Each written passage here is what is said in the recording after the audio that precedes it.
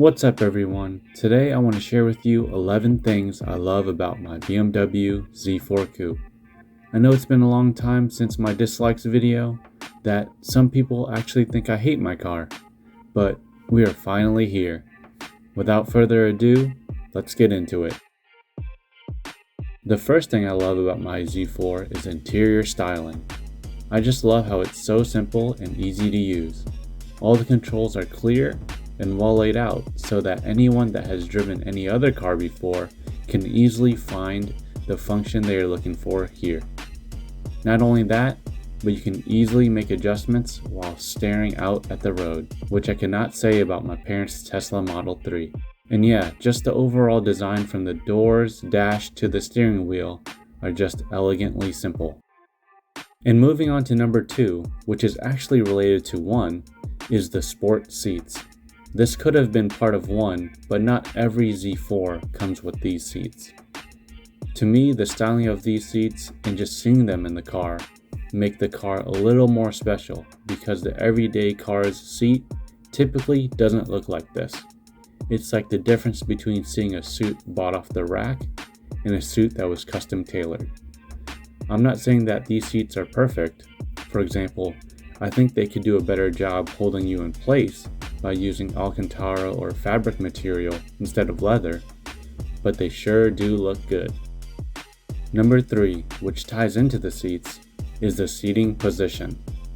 I just love how I feel like I am sitting down low in the car, rather than high and up on it like most commuter cars, which I hear is a common complaint for E90 M3 owners, for example. And again, it just gives the driver that special feeling to let you know that you're in a sports car. As you can see, my legs only have a slight bend compared to how I would sit in nearly any other car, which actually reminds me of sitting in a go-kart.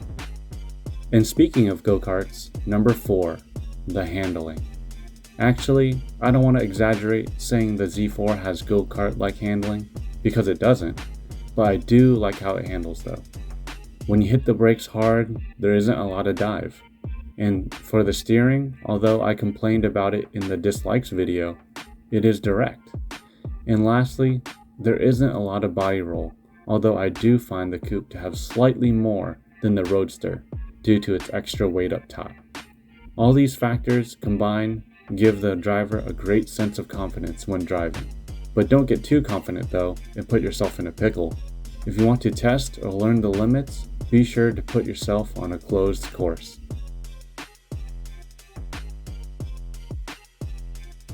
Number 5. Something related to handling that you can actually test on the streets is the turning radius. If you have a Z4, then you already know how it is. I don't have to explain it. But if you don't, the turning radius is about 16 feet. The smaller Miata, for comparison, is 15.4, my wife's Corolla is 17.7, and an F-150 is 20.6. These differences may not seem like a lot, but we all know from performing these U-turns that these 1, 2, 3, or 4 feet make a big difference in the real world. 6. The exterior styling. To me, this is probably the biggest selling point about the car, and especially in the coupe form. I understand if people don't really like the front end as much, since I don't consider it as universally beautiful as the first gen F-Type, most Astons, or even the E89 Z4. But when it comes to the side view and anywhere backwards, I think most will agree it has a great profile. On the side, it has a great roofline that starts from the front and flows off the roof to the rear. There's even a Z created by the body line creases and cuts where the emblem is, while the middle part of the Z also lines up with the A-pillar line. Moving on to the rear, the fenders in combination with the hatch give the car some hips that make the fenders seem more flared out and bold. And lastly, the roof has a nice double bubble instead of being flat from side to side. On a related exterior topic, 7. The hatchback. I'm so glad that in this coupe form, the designers gave us this large liftgate. It really makes it easier when putting larger items in the trunk. And I think all coupes and sedans should have that, like an A7 or F36 4 Series Grand Coupe. For example, I can put a full-size and carry-on luggage in the trunk in multiple ways. 2 full-size with 1 carry-on or 4 carry-ons. I can even put my mom's Christmas supplies in here, which you can reimagine as a cooler, with a tent and a couple of sleeping bags, with room to spare on the sides for little knickknacks. And a while back, I was able to put 3 tires in the back and 1 in the front seat to take it to get changed, but with a centimeter away from being able to close the trunk. On top of this, there's a useful privacy screen to help keep your belongings safe and out of sight. There are also convenient grab handles for easy closing without scratching your paint. And lastly, there's a low-key lift handle. Still related to the exterior is number 8, the round door edges. Strange, I know, but you will easily see why. So here is a curb that is about 10 to 11 inches high, and when trying to get out of my wife's car, I have to hold the door close just so I don't scrape the bottom. And while my car feels a lot lower, it actually only has about 1.5 inches less ground clearance than the Corolla.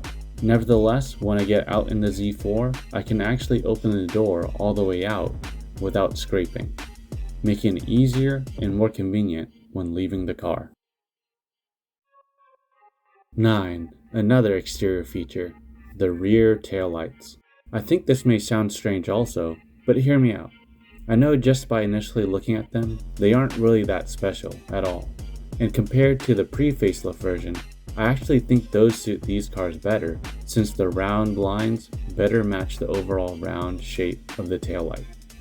This version has straight lines in an overall round shape, which I don't think match too well. But when it comes to nighttime, this is where the facelift version has the upper hand. For a car that was produced in 2007, it still has a modern presence at night that you can spot from a distance. It's all thanks to the 3 horizontal bars in the taillight. They're clear and well defined, similar to some designs today with the taillight bars and other well-defined shapes. And just to reiterate, this is my main point on why I love the taillight. It doesn't give off the look that is just a bulb lighting up a red lens like older cars or when I hit the brakes. 10. The last exterior feature on this list is the long hood. In my other video, I listed out some inconveniences, but in this one, I'll do the opposite. What I love about the long hood is that it gives you a larger, spacious engine bay. I'm not saying I'm much of a mechanic or anything, but if I were, a good amount of things are easier to see and reach. For instance, on the left side, there's a lot of open space to look around and mess with, which I can't really say the same for the front and other side. It's about the same in other cars. But lastly, when you compare to an E90 3 Series with the same engine, to get towards the back of the engine or the back cylinders, you have to remove the windshield cowl, while in the Z4, you don't. So yeah, the long hood could potentially save you time and effort for either fixing or inspecting your car. Again, related to the last, 11, the engine. The first thing I want to mention about the engine is that for all E85 to E86 Z4s with the M54, N52, or S54 engines, they are pretty reliable as far as BMW engines go. Don't expect Toyota levels of reliability, but for BMWs, I have read these are among the best as long as you stay with the upkeep. From my experience, I just had some leaky gaskets that had to be replaced due to time. And I heard that for M54, disvalve, water pump, and thermostat were the biggest issues to look out for. For the S54, this engine was on its last iteration, so when it got into the Z4M, it was a lot more reliable than when it was first introduced. I know I didn't list out all the problems, maybe in a future video though, but overall, these engines are pretty reliable in their own way, and will last if you stay consistent with the maintenance. Another point is that these engines deliver some smooth, harmonious power. I can't really speak on the M models though, but for us common folk, I don't feel that we have a lack of power, but it definitely isn't a V8. And the noise it makes above 3000 RPM to redline is a nice, smooth bellow that fills your audio senses, enhancing your spirited drives.